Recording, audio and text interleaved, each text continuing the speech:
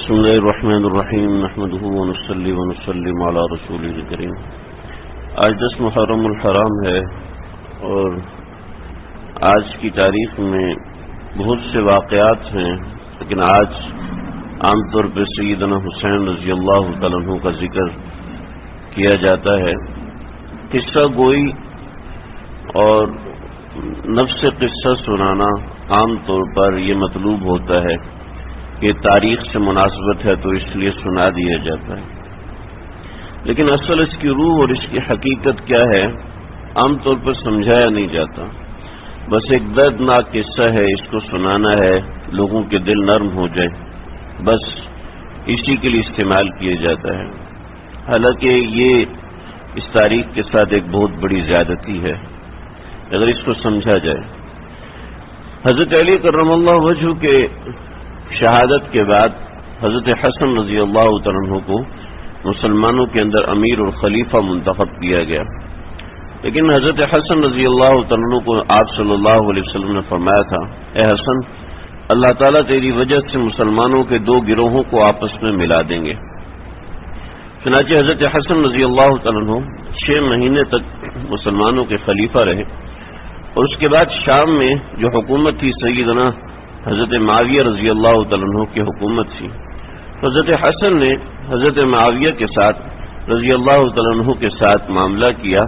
اور مسلمانوں کا مرکزی خلیفہ اور مرکزی امیر حضرت معاویہ رضی اللہ تعالیٰ عنہ کو منتخب کیا۔ چونکہ مسلمانوں کے 2 گروہ، ان میں سے ایک گروہ جس میں صحابہ کرام بھی تھے، حضرت ابو موسیٰ اشعری جیسے جلیل القدر صحابہ، سیدنا ابو ہریرہ رضی اللہ تعالیٰ عنہ جیسے، حضرت عبداللہ بن عمر رضی اللہ تعالیٰ عنہ جیسے، یعنی ایسے بڑے جلیل القدر صحابہ کچھ اس طرف تھے اور کچھ اس طرف تھے۔ تو حضرت حسن رضی اللہ تعالیٰ عنہ کی حمایت میں کچھ یہ تھے اور کچھ حضرت معاویہ رضی اللہ تعالیٰ عنہ کے ساتھ تھے۔ تو حضرت حسن رضی اللہ تعالیٰ عنہ کو چونکہ آپ صلی اللہ علیہ وسلم نے یہ بشارت دی تھی،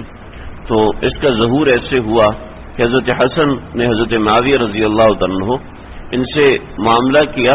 اور مسلمانوں کا مرکزی امیر حضرت امیر معاویہ رضی اللہ تعالیٰ عنہ کو مقرر کر دیا۔ تو حضرت معاویہ رضی اللہ تعالیٰ عنہ کی حکومت ایک زمانے تک رہی، اور اس سے پہلے حضرت علی اور حضرت معاویہ کے درمیان جو غلط فہمی کی بنیاد پہ جنگیں ہوئی تھیں، اس کی بنیادی وجہ بھی درمیان کے خوارج تھے کہ دونوں لشکر آپس میں آمنے سامنے تھے، لیکن جنگ کا کوئی ارادہ نہیں تھا۔ درمیان میں جو لوگ شرپسند تھے، انہوں نے کہا کہ اگر معاہدہ ہو جاتا ہے، جوڑ ہو جاتا ہے، تو ہمارا سر قلم کر دیا جائے گا۔ چنانچہ رات کے اندھیرے میں کچھ نے ان پہ حملہ کر دیا اور کچھ نے ان پہ حملہ کر دیا۔ تو اس وجہ انہوں نے سمجھا کہ رات کے اندھیرے میں ہمارے ساتھ خیانت کی گئی ہے، اور انہوں نے سمجھا کہ ہمارے ساتھ منافقت کی گئی ہے۔ تو اس وجہ سے جو جنگیں ہوئی، جنگ صفین ہوئی ہے اور جنگ جمل ہوئی ہے، اور جس میں 70 ہزار مسلمان شہید ہو گئے، تو اس کی بنیادی وجہ یہ تھی، کوئی آپس کی لڑائی اور جھگڑا نہیں تھا، لیکن یہ ایک ایسا معاملہ تھا کہ حضرت عائشہ رضی اللہ عنہا آخر تک روتی تھی کہ کاش کہ میں پیدا ہی نہ ہوئی ہوتی، اگر پیدا ہوئی ہوتی تو ایک تنکا بن کے ختم ہو جاتی۔ نہیں، اس نوعیت کے معاملات تھے۔ برحال ان کے اندر اپنی تفصیل ہے۔ پھر حضرت معاویہ کے دور خلافت 61 ہجری تک چلتا ہے۔ حضرت معاویہ کے دور خلافت میں حضرت معاویہ کے بیٹے یزید بن معاویہ یہ صحابی نہیں ہے، لیکن مسئلہ یہ ہے کہ آپ علیہ الصلوۃ والسلام ایک مرتبہ حضرت ام حرام کے گھر میں سو رہے تھے، تو آپ صلی اللہ علیہ وسلم مسکراتے ہوئے اٹھے اور وہ آپ کے پسینے کو ایک شیشی میں جمع کر رہی تھیں کہ آپ علیہ السلام کا پسینہ مبارک میں خوشبو ایسی ہوتی تھی کہ وہ جس خوشبو میں ڈال دیا جاتا تھا آپ کا پسینہ مبارک، تو اس کی خوشبو کبھی ختم نہیں ہوتی تھی۔ تو وہ آپ کا پسینہ جمع کر رہی تھی، تو آپ کی آنکھ کھلی اور آپ مسکرا رہے تھے۔ تو پوچھا کہ یا رسول اللہ کیا معاملہ ہے؟ تو آپ نے فرمایا کہ قسطنطنیہ پر مسلمانوں کا ایک لشکر حملہ کرے گا، اور وہ لشکر حملہ کرنے والے وہ سارے کے سارے جنتی ہوں گے۔ تو یزید بن معاویہ یہ اس لشکر کے ہر اول میں سالار تھے۔ اور ابتدا میں بہت ہی زہد اور تقوی ایسا اس قدر تھا کہ حضرت معاویہ رضی اللہ عنہ نے اپنے دور خلافت کے اندر ہی مکہ مکرمہ کے اندر تقریباً تمام لوگوں کو جمع کیا اور ان تمام لوگوں کو جمع کر کے آپس میں مشاورت کی، اور مشاورت کے بعد یہ طے پایا کہ میرے بعد اگر امارت ہوگی تو وہ یزید بن معاویہ کے پاس ہوگی، اور اکثر لوگوں نے اس سے اتفاق کیا۔ حضرت عبداللہ بن زبیر رضی اللہ عنہ، حضرت حسین رضی اللہ عنہ اور اس طریقے سے دیگر جلیل القدر حضرات جو کہ مدینہ کے رہنے والے تھے، وہ اس مقام پہ موجود نہیں تھے، یا اگر ہوتے تو اختلاف کرتے،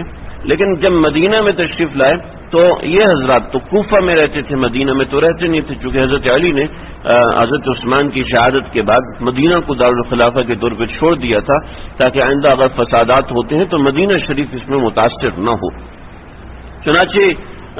جب سب کا اتفاق ہو گیا تو حضرت معاویہ نے فرمایا کہ ٹھیک ہے، ہم بقیہ حضرات سے بھی اس نوعیت کا معاملہ لے لیں گے، لیکن حضرت عبداللہ بن زبیر نے بعد میں اپنی خلافت کا اعلان کیا، وہ 10 برس تک چلی، اور پھر ان کا بھی اسی لحاظ سے اسی طریقے سے شہادت ہوئی جیسے کہ حضرت حسین رضی اللہ عنہ کی شہادت ہوئی۔ لیکن بہرحال جب حضرت معاویہ کا انتقال ہو گیا تو اس وقت تک حضرت حسین رضی اللہ عنہ نے یزید کی بیعت نہیں لی تھی۔ وجہ اس کی ہے کہ علامہ ابن کثیر البدایہ والنہایہ اور اس طریقے سے دیگر کتابوں کے اندر لکھا ہے کہ یزید کا فسق اس وقت تک واضح ہو چکا تھا۔ پہلے جن حضرات نے بیعت کی تھی ان کے سامنے یزید کا فسق واضح نہیں تھا، ان میں کئی صحابہ کرام بھی تھے، لیکن حضرت حسین کے سامنے یزید کے فسق کے حوالے سے بہت سے دلائل تھے، اور حضرت حسین پھر مدینہ تشریف لے آئے تو اہل کوفہ نے حضرت حسین کو بہت زیادہ بلایا، تو یہ سارا معاملہ ہوا۔ تو حضرت حسین کے سامنے جب یزید کا فسق واضح ہو گیا تو حضرت حسین نے بیعت کرنے سے انکار کر دیا،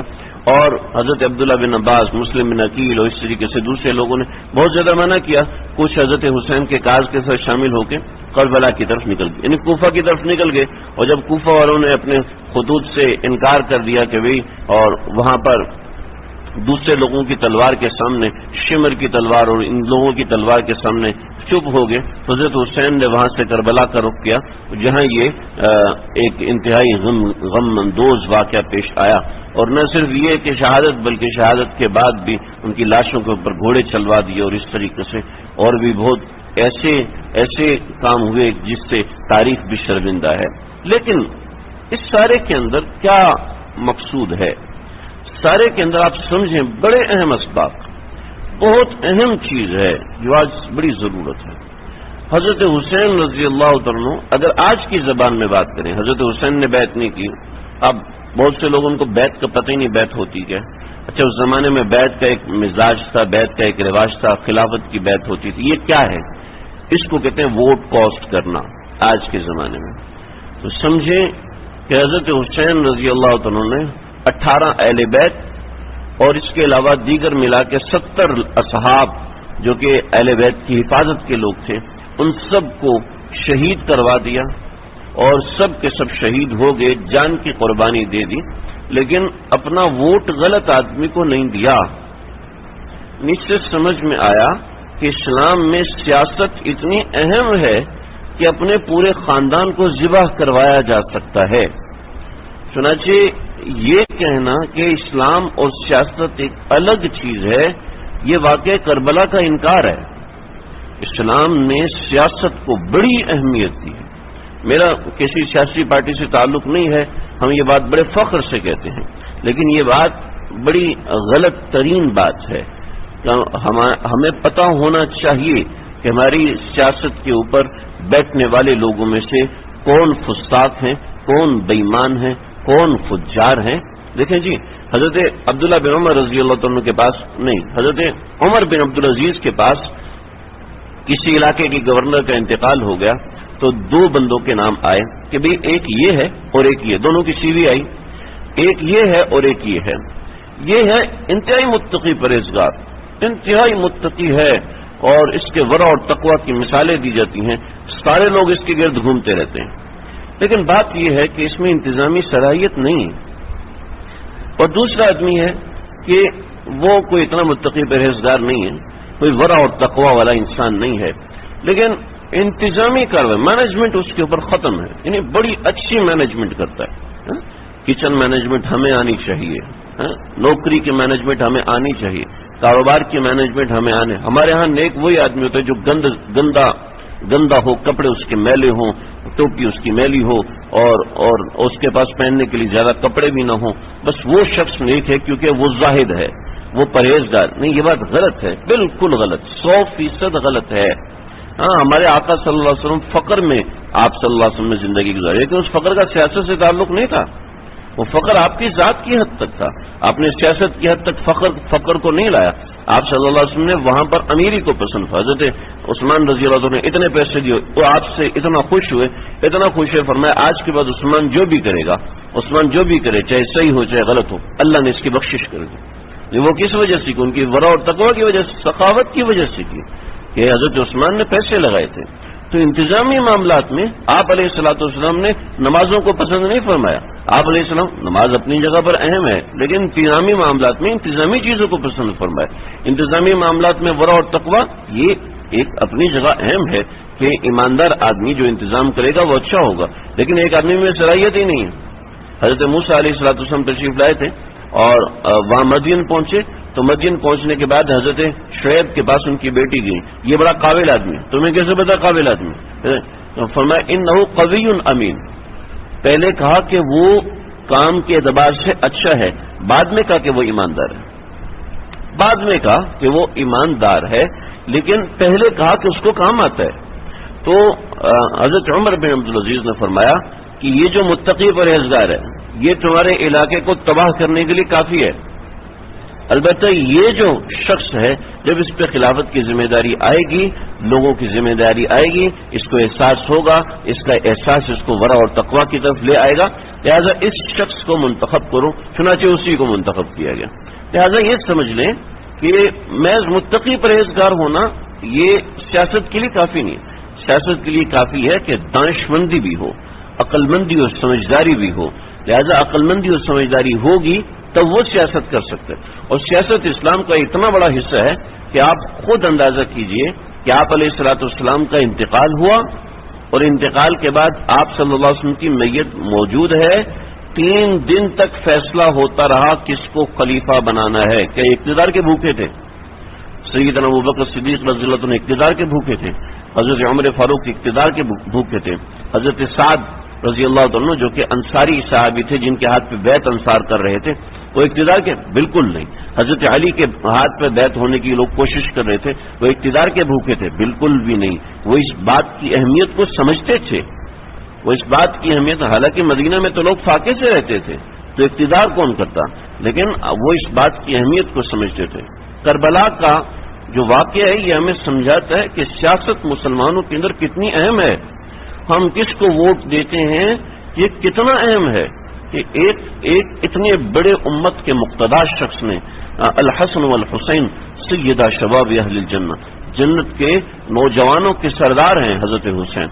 اتنا بڑا ہمارے دین کا پلر، اور اس نے اپنے آپ کو نہیں پورے خاندان کو شہید کروا لیا، کس وجہ سے؟ یہ اتنا بڑا اہم مسئلہ ہے، اتنا بڑا اہم مسئلہ ہے کہ ہمارے اوپر ہمارا حکمران کون ہوگا اس کا انتخاب ہم نے کرنا ہے، اس کا انتخاب ہمیں کرنا ہے، اور ہم نے دیکھنا ہے کہ کون ہمارا حکمران ہوگا۔ یہ سیاست اتنی اہم ترین چیز ہے، اور مسلمانوں کا خلیفہ ہونا، مسلمانوں کا بڑا ہونا، یہ اتنی اہم ترین چیز ہے۔ چنانچہ ایک بات تو یہ ہے کہ سیاست اہم ہے، سیاست دین سے ہٹ کے کوئی ایک ایسی چیز نہیں، بلکہ دین، جیسے ہم کوئی شخص آتا ہوا نظر آتا ہے تو سب سے پہلے ہم اس کے کپڑے نہیں دیکھتے، ہم اس کا چہرہ دیکھتے ہیں، تو ایسے اسلام کا چہرہ جو ہے وہ سیاست ہے، سیاست اسلام کا چہرہ ہے، اور ہمیں سمجھ کے سوجھ بوجھ کے ساتھ دیکھنا چاہیے کہ ہم کس کو ووٹ دے رہے ہیں، اور میرے حساب سے یہ شخص میرے ملک کے لیے، یہ شخص میرے دین کے لیے عام ترین ہے، لہذا ایسے شخص کو ووٹ دینا چاہیے۔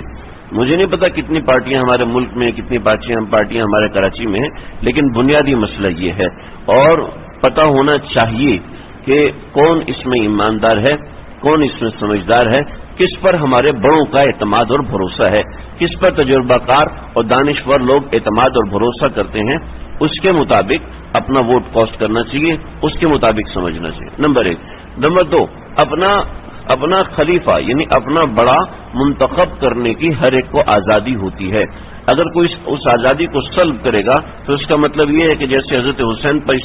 ظلم ہوا، ایسے اس شخص پر ظلم ہو رہا ہے کہ کسی کی اس آزادی کو سلب کرے۔ تیسرا یہ ہے کہ ہم میں سے بہت سے لوگ سمجھتے ہیں کہ ووٹ ڈالنا ہی نہیں چاہیے، وہ ہم اس جھنجٹ میں نہیں پڑتے۔ نہیں بھائی، ووٹ ڈالنا ایک شرعی ذمہ داری بنتی ہے۔ یہ حضرت حسین کا واقعہ اسی بات کی ایک بہت بڑی دلیل ہے۔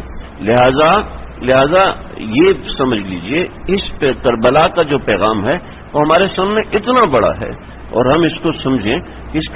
اس کا تعلق سیاست سے نہیں ہے، اس کا تعلق ہمارے دین سے ہے، اور سیاست دین کا بہت بڑا حصہ ہے۔ آپ علیہ الصلوۃ والسلام نے بس یہ بات بتا کے ختم کرتا ہوں، آپ علیہ الصلوۃ والسلام نے زندگی بھر اپنی جگہ کسی اور کو خلیفہ نہیں بنایا۔ جتنے ڈیسیژن فیصلے لیے ہیں مدینہ منورہ کے اندر، یہود سے رابطے کے اندر، منافقین کے معاملے کے اندر، اور